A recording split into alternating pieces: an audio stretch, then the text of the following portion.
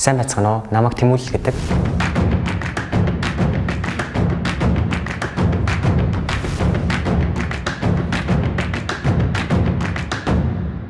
Сая өнгөрсөн жил IMET-ийн уралдаан сорилтонд оролцоод ранкераа 1-р байранд эзэлсэн.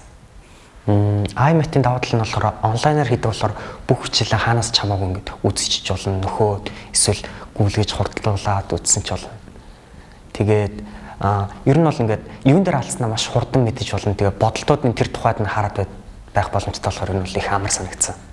Би IMET уралдаан сорилт орж байхдаа ер нь бол жилийн турш ямар ч тасралтгүйгээр, хоцролтгүйгээр сорилтоо оролцож исэн. Энэ миний нэгт орсон шалтгаан байх гэж би бодож байна. IMET-ийн бодлогод нь ер нь бол ээжтэй яг төстэй. Гэхдээ зарим болгоонууд нь үнэхээр гоё чанартай бодлого шиг санагддаг.